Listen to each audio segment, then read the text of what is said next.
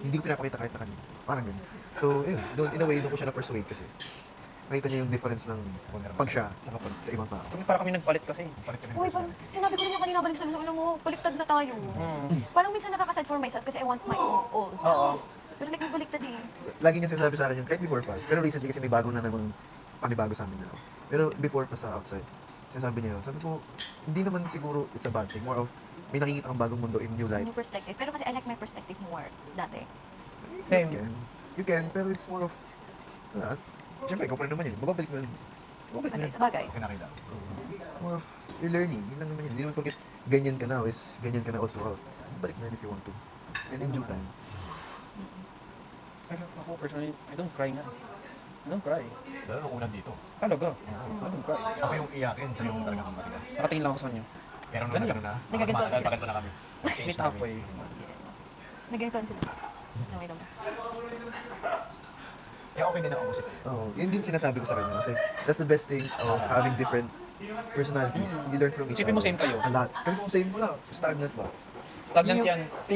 Pinaka-argument ko sa kanya simula kasi since hindi kami close friends, hindi kami friends, tapos biglang nag-try ako mag-pursue. Parang, kaya ba tayo? Hindi, ganito nga yung, di ba? Kasi matagal ko na siyang naintindihan na hindi naman problem yung pagiging magkaiba ng personality. Actually, it's a good thing. Kasi you get to know in another perspective, different things. Eh, kasi medyo persistent siya with, Anong triggering point mo? Ba't mo siya pinursue? Like, ano yung parang point na, okay, I'm gonna pursue this person na. Or this is Ano it, this is the right time. ito yung kwento na pinaka-favorite kong itan. Ito yung sayaw. Oo. Pero before yung moment na yon, ang dami ng omens for me. Ang dami ng signs na nagkakalapit na kami, kakatabi kami. Kasi hindi naman nangyari yun, kakatabi kami. Yun na lang yung seat. Anong feeling nun? Like, nung may mga comments, like, bigla bang ay, oo nga, no? Ano, more of, yung una hindi ko pinapansin. Hindi Pero ako, umuupo ako sa likod palagi. Kasi ganun yung personality ko. Then, Ako, harap pagpasok ako ko, walang open seat. Sa harap lang, sa tabi Sa na lang. katabi ko Siya lang. Awkward Okay. kaya nun. Lagi kang sa likod, mukha niya, bigla ka nasa harapan. Awkward kaya yun. Nagulat din ako na nasa harap na siya kasi hindi mo talaga siya sa harap. Tapos may time naman na siya yung mag-aaya sa akin. May time na, check lang ako ng itsura ko sa selfie cam ko. Akala ko Ganun kasi siya. yung picture. Ha? Okay, sige, take ko. O kaya May minsan band natanggal na. ko. Oo. Ay, hindi, sige. Tapos saka ko ipipicture. Oo. Tapos, yun nga yung time na parang inaasar ko na siya kasi Goal napakabebehan niya ako kasi sa talaga. kanya. Pinaka-baby kasi talaga ako sa grupo. So goal talaga na Parang maasar lang ba? asarin. Pero siya kasi ang approach niya is, uy, hindi naman. Ganyan. Okay lang, hindi naman ako galit. Ganun. So, ang sarap Gusto niya lalo- magalit talaga. Hindi naman niya gagawa. Tapos, ang sabi ko, parang medyo sumusobra na ako na I don't think pang-aasar na yung ginagawa ko. More of Gusto mo na toxic na. Oo. So sabi ko, hindi kasi ako chummy person na, uy, sorry more of, gagawin ko is, gusto mong kumain libre ko. More parang actions. Iba yung way mo. Iba yung way ko. So sabi ko sa kanya, may alam mo kong place, hanap tayo Walang pasyente. pasyente. Secret place Kailangan lang namin, yun. may ganito ka na bang case? Lungkot ka, hanap tayo pasyente. Parang i-vlogger siya. Grabe yung banding nyo.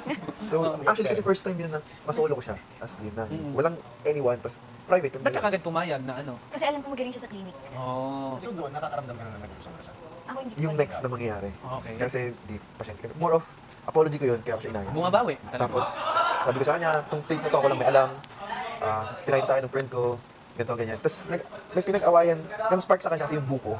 Nag-away kasi, di ba hindi kami close? Tapos nag-away kami sa buko. Tapos yung super nalungkot ako. Buko? Buko. Buko na drink. Parang yung kariton. Oo. May nagkakarit Hindi pa ng nag-away sa Kasi, ako kasi kuya, hindi ako sanay ng mataas ang boses. Tapos malaki. And ayoko nang duduro. Oo. Tapos, Ay, gusto ko ng buko juice. Tapos ang pinapoint ko, gusto ko yung buko na may walang asukal. Meron naman talaga sa Oo. So sa Tapos utak ko, ito, galit na galit may siya. container kasi si kuya na nagsasalo. Wala. Sabi ko, walang ganun. Wala na Nakapimpla na yan. Pwede mo bilhin yung kay Pwede mo Kuya. yung bilhin yung... Sabi ko, hindi, merong ganoon yung original. Basta ganun sa fresh lang. Oo, fresh. Hindi niya ma-explain Sinabi fully. niya ako, sabi niya, Kasi sa may utak ko, ano. ang tinutukoy niya yung naka-container. Tapos, walang ganun na. Uy, sabi ko, ay, hindi, ganyan yan. May asukal. Sabi ko, uy, wag ka magtuturo. Ganun, nasaktan ako sa buong ano na, hindi na ako nagsalita. Siya Tahimik na ako. excited. Tapos inopen ko sa kanya, sorry, medyo na, ano kasi ako nasaktan. Nung ganun na Short-tempered ka nga. Oo. Super short tempered. Pero siguro that time mainit ba? Kasi ganap kayo ng drink Eh, eh. kuya, maano lang, pa-ere lang ako. Ako sa kanya talaga, sa grupo namin. Natatakot ka ng ganun. Opposite, parang magka-opposite kami sa ano, sa grupo. Siya yung pinaka, ano, Kalawang spectrum. aggressive, oh. Sabi ko, pwedeng ano, dahan-dahan, na please be gentle. Kaya nga ganun yung sinasabi. Parang nung sinabi ako ng parang, Oo, yung reaction niya, galit na galit na lalo, oo. Reactive din. Oo. Ako kasi pwedeng kalmahan mo lang, pwedeng So, nung time na yun, ayun na ba yun? Yung start yun yung start ng back ko siya, sinagan asarin. Okay. Then, sinolo ko siya, nag-ask my apology. Tapos, sabi ko, na-explain niya na sa akin yung buko. Sabi ko, saktong-sakto dito sa place na to, nandun yung hinahanap mo, surprise ko sa'yo. Oo, meron talaga. Tapos, pero bago kami pumunta doon, dumaan kami simbahan Simbahan sa Manila pa din. sa St. Jude, Ah, doon ako nag-board exam. ng Malacanang. So, Tapos simbahan, ang unang sinabi niya sa akin, sisimba ka pala? Kasi mukhang hindi siya nagsimba.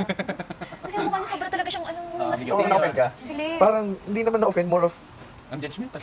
ang kapal ng mukha mo, bakit gano'n? Oo, Eh, kasi parang ako, ano nagdadasal talaga ako, kahit walang ganap. Ano yun?